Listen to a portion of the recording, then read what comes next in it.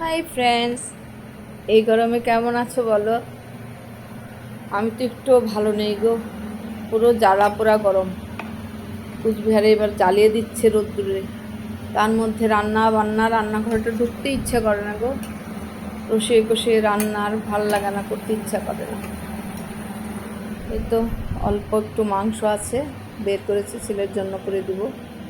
আমার তো মাংস ভালো লাগে না। আর মাছ, 4 পিস মাছ দিয়ে দুবেলার জন্য করে নিচ্ছি। আরে দিদি কয়দিন থেকে অ্যাকোয়াগার্ড থেকে জলই পড়ছে না, একদম সুতোর মতন পড়ছে।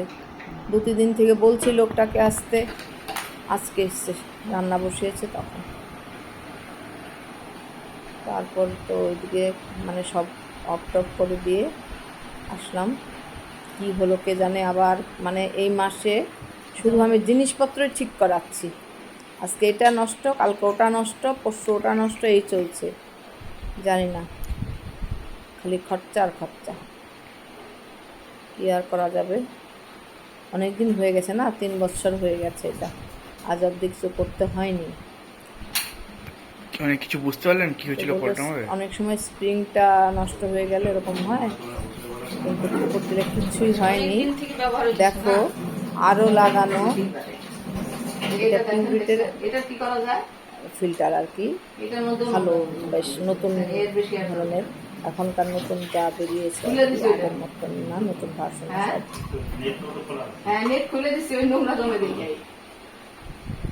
ওর মধ্যেও নোংরা জমে গেছে, আয়রন জমে গেছে।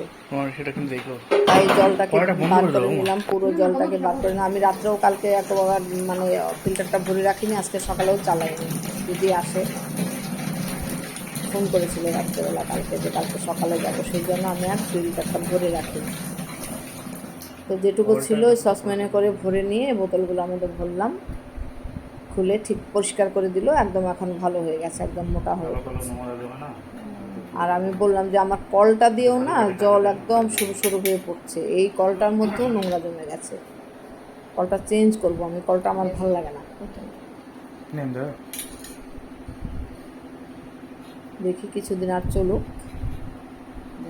একটা ঝাড়ু কাঠি চাইলো, ভিতরে দেখো দেখো কত নোংরা বের হবে। অনেকক্ষণ ধরে ভালো করে পরিষ্কার করে দিয়ে গেল, কোম্পানির থেকেই লোক এসেছিল।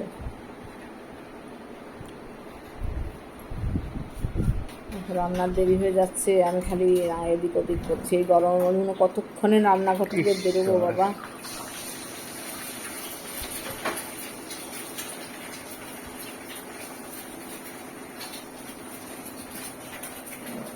সবটা ভিজিয়ে রেখেছি, কি জানি কিছু কিছু না পাতা পচে গেছে। অমলেট করছি, ছেলেকে পরোটা করে রেখে দিয়েছে। এর মধ্যে ছেলে খেতে বসবে, তখনই অনেকক্ষণ থেকে ডাকছি আয় আয় আয়, ও আর আসছে না। আরে ব্রেক নিয়ে চলে আয়, আমি খাবার বানিয়ে রান্নাও বসিয়ে দিয়েছি, ও আসছেই না। ওই লোকটা এলো, এখন আর কি করা যাবে, গেলেই খেতে হবে। কি আয়রন নাকি?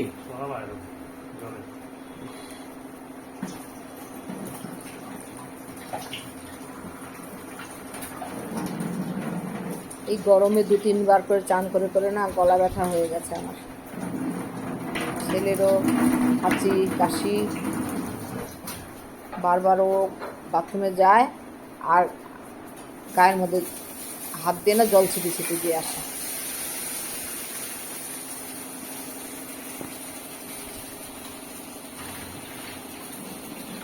অসম্ভব। ওর ঘরটাতে, ছেলের ঘরটাতে আরও বেশি গরম লাগে গো।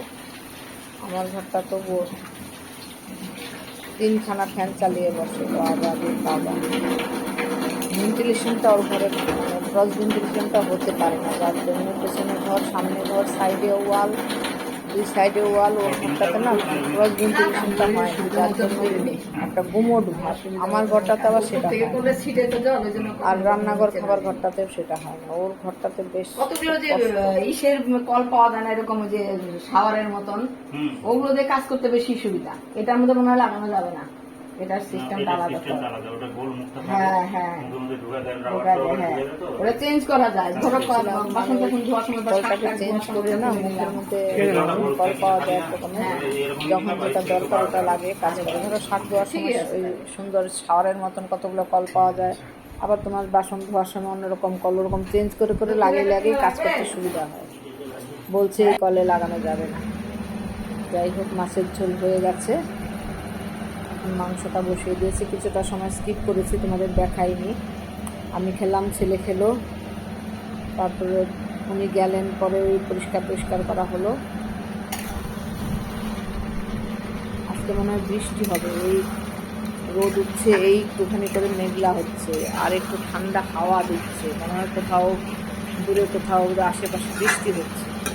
ওটার একটা আবহাওয়ায় দিকটা বোঝা যাচ্ছে।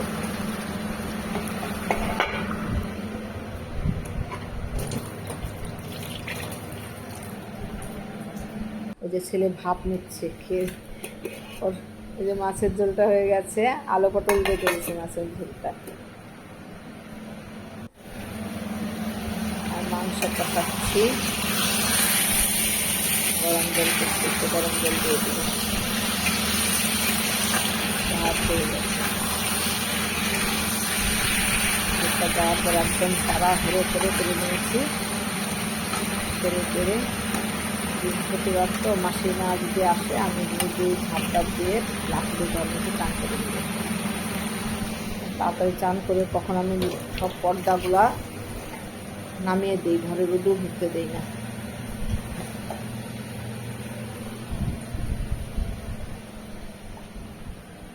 চা পাতাটাকে না ঠান্ডা করছি, এটা দিয়ে একটু মেহেন্দি মেখে রেখে দেবো।